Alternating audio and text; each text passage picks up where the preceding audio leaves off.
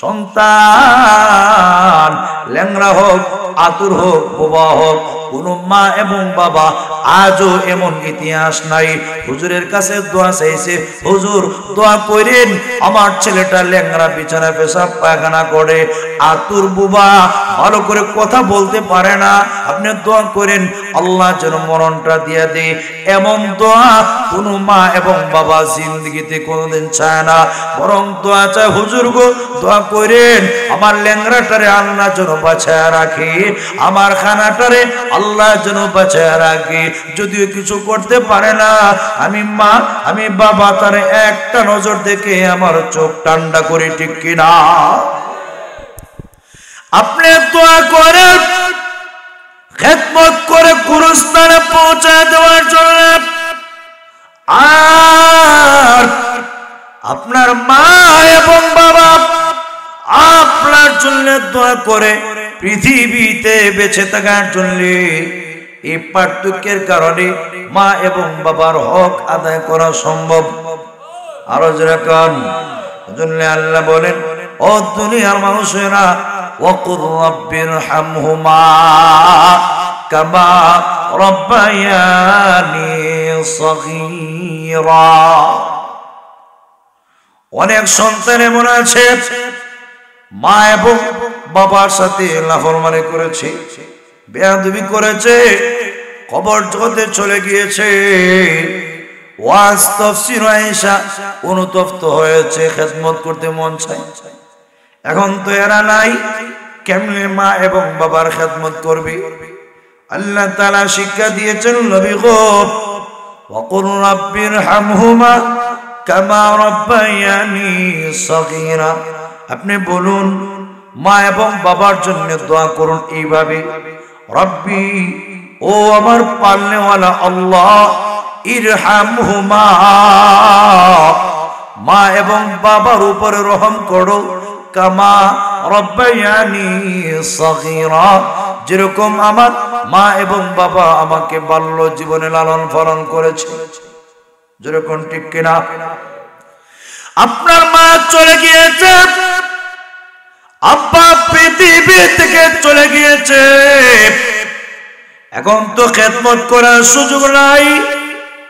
আল্লাহর নবী বলেন, কোন নাফরমান সন্তান যদি 5 ওয়াক্ত নামাজের পরে এই দোয়াটা পড়ে, কাতাবাহুল্লাহু বাররা, আল্লাহ তাকে তার দপ্তরে নেককার হিসাবে লিখে তার জিন্দেগীর সবগুলি গুনাহ মাফ করে আল্লাহ তাআলা তার মা বাবারে মাফ করে দিবেন, ঠিক কিনা? প্রতিদিন আমরা দোয়া করব, প্রভু রব্বিরহামহুমা কামা রাব্বায়ানি সগীরা। ও আমার পালনেওয়ালা আল্লাহ, আমি যখন ছোট ছিলাম আমার মা এবং বাবা ছাড়া আমার উপরে রহম করনেওয়ালা কেউ ছিল না। ও প্রভু, আজকে কবরের বাসিন্দা তুমি ছাড়া ওই কবর জগতে এদের উপরে দয়া মায়া করনেওয়ালা কেউ নাই। এজন্য তোমার দরবারে ফরিয়াদ, ইরহামহুমা, ও আমার আল্লাহ মা এবং বাবার উপরে সেরকম রহম করো, দয়া করো। কেমন ভাবে? কামা রাব্বায়ানি সগীরা, যেরকম আমার মা এবং বাবা আমাকে বাল্য জীবনে ছোট্ট অবস্থায় লালন পালন করেছিল, আমার উপর দয়া মায়া করেছিল, মেহেরবানি করে গো আমার মা এবং বাবার উপরে আজকে কবর জগতে সেরকম তুমি মেহেরবানি করো, সেরকম রহম করো। জোরে বলেন সুবহানাল্লাহ। হুজুর, এরপরে কার পাওনা বেশি, কার হক এরপরে আমি আদায় করব? আল্লাহর নবী জবাব দিলেন, এরপরে তোমার মার হক বেশি। সুবহানাল্লাহ বলেন। ওগো আল্লাহর নবী, এরপরে কার পাওনা কার হক সকলের আগে আদায় করব? নবী জবাব দিলেন, তোমার মার পাওনা সকলের আগে। মার অধিকার সকলের আগে আদায় করবা। এরপরে কার পাওনা বেশি? আল্লাহর নবী চতুর্থ বারে জবাব দিলেন, এরপরে তোমার আব্বা। সুবহানাল্লাহ বলেন। ওয়াফি রিওয়ায়াতিন আনহু সুম্মা আদনাকা আদনাক। আবু হুরায়রা থেকে আরেক বর্ণনা আছে, এরপরে যে যত বেশি তোমার কাছের হবে তার হক সকলের আগে আদায় করা জরুরি। আল্লাহর নবী এই হাদিসে মায়ের অধিকারের কথাটা কয়বার বলেছেন? আরো যেরকম 3 বার। আব্বার কথাটা নবীজি জুড়ে বলেন কয়বার বলেছেন? আম্মার কথাটা 3 বার, আব্বার কথাটা 1 বার। কেন? তার কারণ আছে কিনা নাই? আরো যেরকম 3টা কারণ সূরা লুকমানে এক আয়াতে আল্লাহ 3টা কারণ বর্ণনা দিয়েছেন।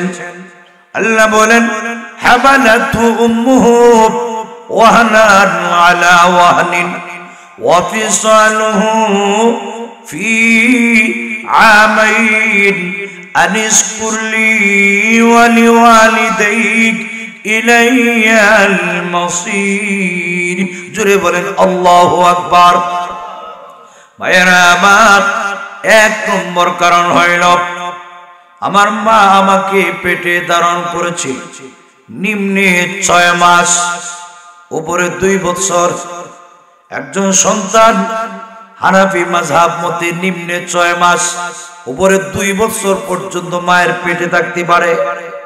6 মাসের আগে যদি সন্তান হয়, নতুন বিয়ে করেছেন, মনে করবা ইলা আপনার না আরেকজনের, ঠিক কিনা?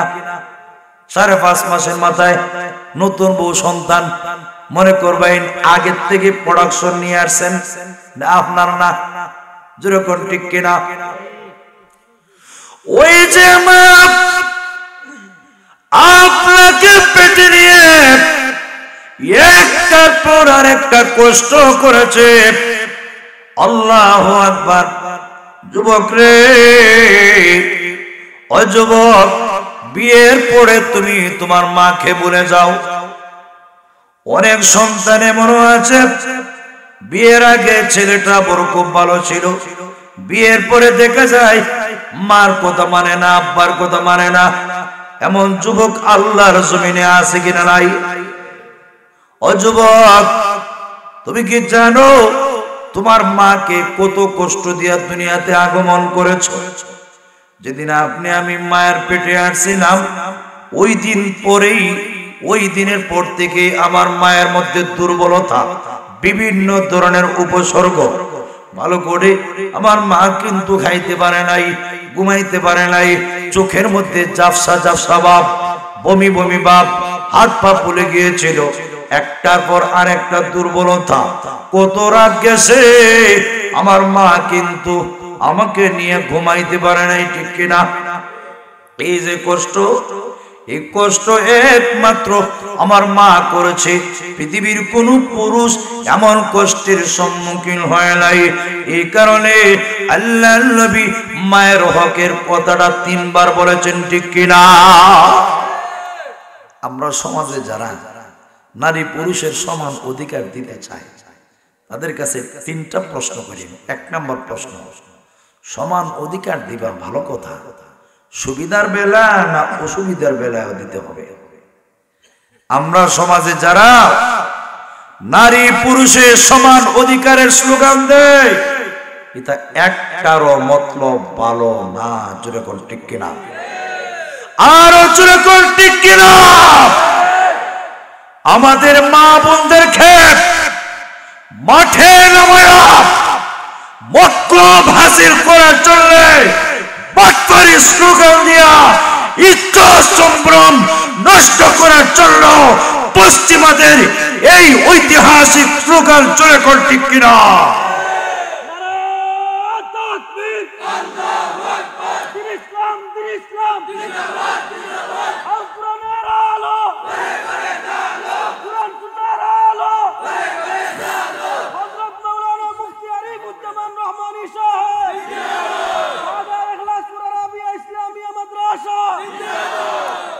ভাইরা আমার, এক নম্বরে প্রশ্ন করেন, সমান অধিকার দিবা ভালো কথা, আমরাও আপনাদের সাথে আছি, কিন্তু খালি সুবিধার বেলা না, অসুবিধার বেলায় আপনার বউ, আপনার সন্তান 10 মাস 10 দিন কষ্ট কইরা সন্তান জন্ম দিয়েছে, সমান অধিকারের সিস্টেম, মহিলা মানুষ, দুর্বল মানুষ কষ্ট করছে, একবার সন্তান উনি নিছে, পরের বার আপনি যদি সমান অধিকার দিতে চান, পরের বারের সন্তানটা আপনার পেটে নিয়ে সমান অধিকার দেখ। জোরে কোন ঠিক কিনা?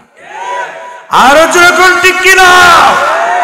কিয়ামত পর্যন্ত যদি নিয়ত করে আর চেষ্টা করে, কোন পুরুষের পক্ষে এই জায়গা সমান অধিকার দেওয়া সম্ভব? আরো জোরে কোন? শুধু তাই না, আল্লাহু আকবার, আমাদের গ্রামে এক যুবক তার মার সাথে বড় বেয়াদবি করে, খুব সাতায়, মাকে দেখতে পারে না, দুই চোখ দিয়ে একটা কইলে আরেকটা করে।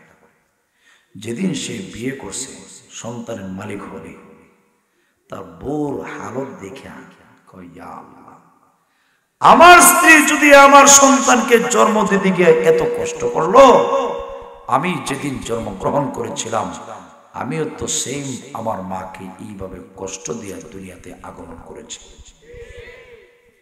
ওই দিন থেকে যুবক এই পরিমাণ সোজা হয়েছে, তার মতো মা বাবার ফরমাবর্তার আমাদের এলাকায় আরেকটা দ্বিতীয় কেউ নেই।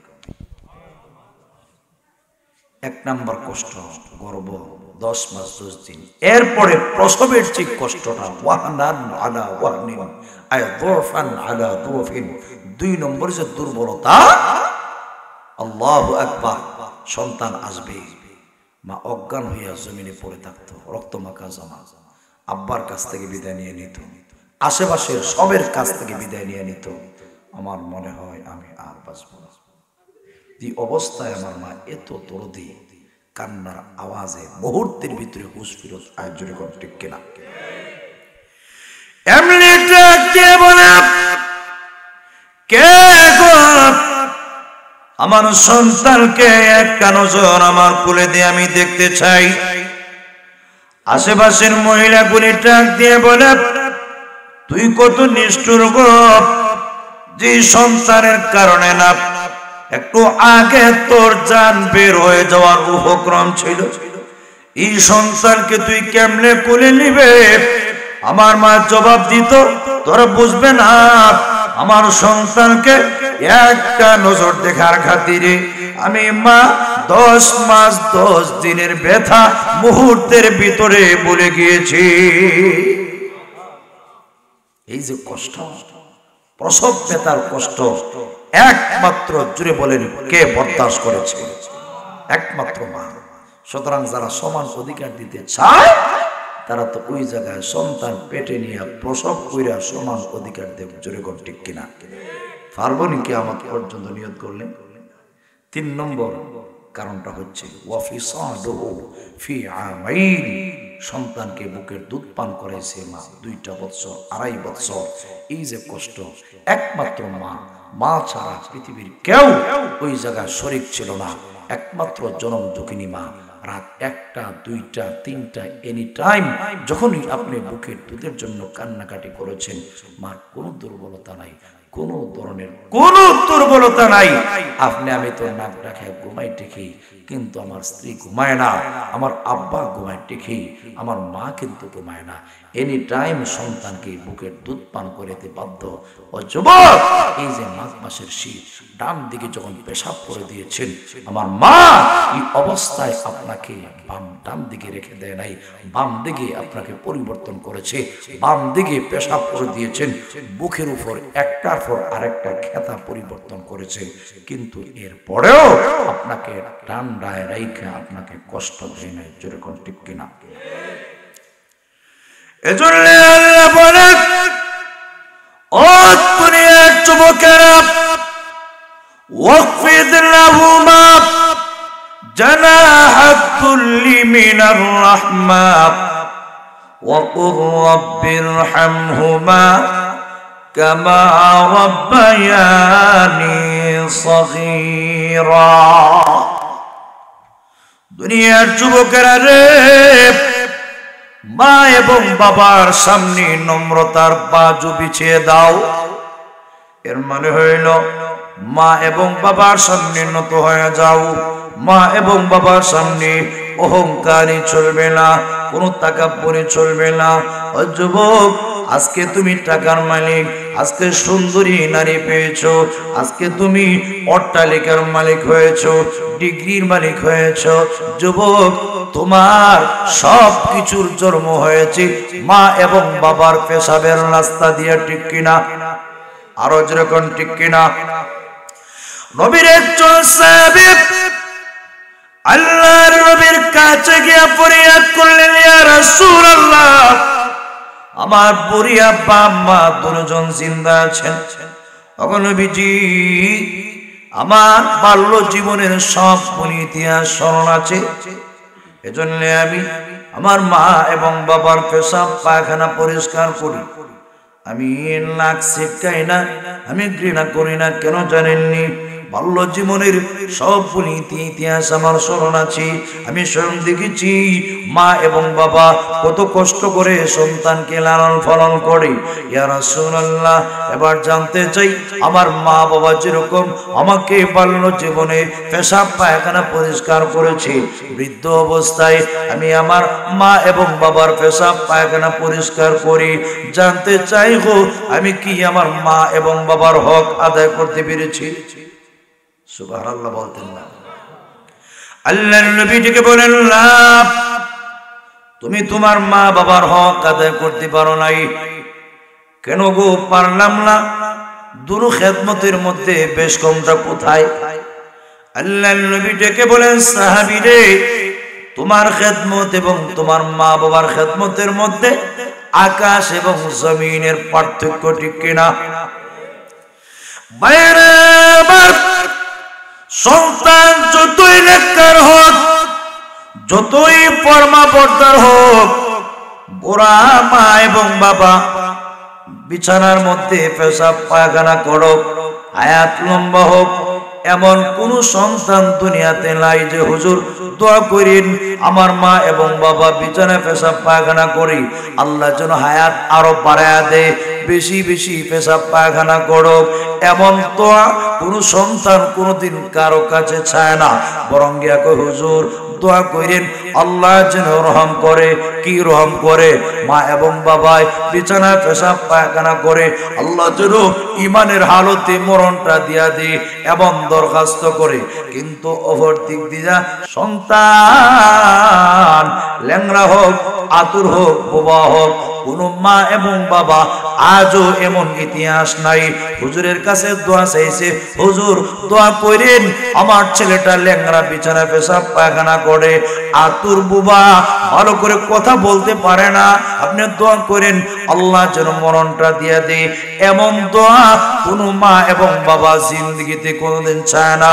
বরং দোয়া চায়, হুজুর গো দোয়া করেন আমার ল্যাংড়াটারে আল্লাহ যেন বাঁচায় রাখে, আমার খানাটারে আল্লাহ যেন বাঁচায় রাখে। যদিও কিছু করতে পারে না, আমি মা আমি বাবা তারে একটা নজর দেখে আমার চোখ ঠান্ডা করে, ঠিক কিনা? আপনি দোয়া করেন খেদমত করে গুরুস্থানে পৌঁছায় দেওয়ার জন্য, আর আপনার মা এবং বাবা আপনার জন্য দোয়া করে পৃথিবীতে বেঁচে থাকার জন্য। এই পার্থক্যের কারণে মা এবং বাবার হক আদায় করা সম্ভব। আরো যেরকম আল্লাহ বলেন, ও দুনিয়ার মানুষেরা, ওয়াকুর রাব্বিরহামহুমা কামা রাব্বায়ানি সগীরা। অনেক সন্তান এমন আছে মা এবং বাবার সাথে লাফরমানি করেছে, বেয়াদবি করেছে, কবর জগতে চলে গিয়েছে, ওয়াজ তাফসীর আয়েশা অনুতপ্ত হয়েছে, খেদমত করতে মন চায়। এখন তো এরা নাই, কেমনে মা এবং বাবার খেদমত করবে? আল্লাহ তাআলা শিক্ষা দিয়েছেন, নবী গো ওয়াকুর রাব্বিরহামহুমা কামা রাব্বায়ানি সগীরা। আপনি বলুন মা এবং বাবার জন্য দোয়া করুন এইভাবে, রব্বি, ও আমার পালনেওয়ালা আল্লাহ, ইরহামহুমা, মা এবং বাবার উপরে রহম করো, কামা রব্বায়ানি সগীরা, যেরকম আমার মা এবং বাবা আমাকে বাল্য জীবনে লালন পালন করেছে। যেরকম ঠিক কিনা? আপনার মা চলে গিয়েছে, আব্বা পৃথিবী থেকে চলে গিয়েছে, এখন তো খেদমত করার সুযোগ নাই। আল্লাহর নবী বলেন, কোন নাফরমান সন্তান যদি 5 ওয়াক্ত নামাজের পরে এই দোয়াটা পড়ে, কাতাবাহুল্লাহু বাররা, আল্লাহ তাকে তার দপ্তরে নেককার হিসাবে লিখে তার জিন্দেগীর সবগুলি গুনাহ মাফ করে আল্লাহ তাআলা তার মা বাবারে মাফ করে দিবেন। ঠিক কিনা? প্রতিদিন আমরা দোয়া করব, প্রভু রব্বিরহামহুমা কামা রব্বায়ানি সগীরা, ও আমার পালনেওয়ালা আল্লাহ, আমি যখন ছোট ছিলাম আমার মা এবং বাবা ছাড়া আমার উপরে রহম করনেওয়ালা কেউ ছিল না। ও প্রভু, আজকে কবরের বাসিন্দা তুমি ছাড়া ওই কবর জগতে এদের উপরে দয়া মায়া করনেওয়ালা কেউ নাই। এজন্য তোমার দরবারে ফরিয়াদ, ইরহামহুমা, ও আমার আল্লাহ, মা এবং বাবার উপরে সেরকম রহম করো, দয়া করো। কেমন ভাবে? কামা রব্বায়ানি সগীরা, যেরকম আমার মা এবং বাবা আমাকে বাল্য জীবনে ছোট্ট অবস্থায় লালন পালন করেছিল, আমার উপর দয়া মায়া করেছিল, মেহেরবানি করে গো আমার মা এবং বাবার উপরে আজকে কবর জগতে সেরকম তুমি মেহেরবানি করো, সেরকম রহম করো। জোরে বলেন সুবহানাল্লাহ। হাজরিনে কেরাম, শেষ কথা হচ্ছে, মা এবং বাবা আমাদের জন্য শ্রেষ্ঠ নিয়ামত। যদি দুনিয়াতে শান্তি পেতে চাই, পরকালে মুক্তি পেতে চাই, আল্লাহরে খুশি করতে চাই, আল্লাহর পাকড়াও থেকে বাঁচতে চাই, তবে মা এবং বাবার খেদমত করা আমার উপরে অপরিহার্য করে নিতে হবে। যেরকম ঠিক কিনা? আরো যেরকম ঠিক কিনা? শেষ টাইম আপনারা সারাদিন পর্যন্ত দিয়ে আসছেন, যাদের মা বাবা দুনিয়াতে নাই, এই যুবক লাগেন, মা বাবার প্রতি খেয়াল করে। নজরুল রহমতের সময় আব্বা আমার রুহের মাগফিরাত কামনায় বরকতময় মাস 5000 টাকা দিবেন। আপনাদের মধ্যে একজন ভাই আছেন, হুজুর আমার আব্বা, মাশাআল্লাহ মাশাআল্লাহ, হুজুরের নাম কি? মাওলানা নিজামউদ্দিন, মাশাআল্লাহ মাশাআল্লাহ। হুজুর একটা তাকবীর দিতে পারবেন? নারে তাকবীর! প্রভু, এই মাদ্রাসার সাবেক মুতামিম সাহেব হুজুর মাওলানা নিজামউদ্দিন সাহেব, বারাকাল্লাহু ফি হায়াতিহি, আতালাল্লাহু বাকাআহু ওয়া উমরাহু। আল্লাহ হুজুরের মা এবং বাবার হায়াতে বরকতের জন্য, হায়াত তো বাড়েও না কমেও না, কিন্তু হায়াতের মধ্যে বরকত হয়। হুজুর ওনার আব্বা আম্মার ইয়া আল্লাহ হায়াতের জন্য বরকত হয়, এজন্য 5000 টাকা দিয়েছেন। আল্লাহ হুজুরের আব্বা আম্মার হায়াতের মধ্যে বরকত দাও। আল্লাহ ইচ্ছা কি আল্লাহ তুমি বেশি দিন ইয়া আল্লাহ বরকত দিয়ে বাঁচায়া রাখো। আল্লাহ শারীরিক মানসিক যত বেমার আছে আল্লাহ তুমি দূর করে দাও। আল্লাহ হুজুরের ইলমি যত খেদমত আছে আল্লাহ সবগুলি খেদমত কবুল ফরমাও। আল্লাহ হুজুরের বংশের যারা কবরের বাসিন্দা হয়ে গিয়েছেন প্রত্যেকের কবরে জান্নাতের বাগান বানিয়ে দাও। সকলে বলি আমিন।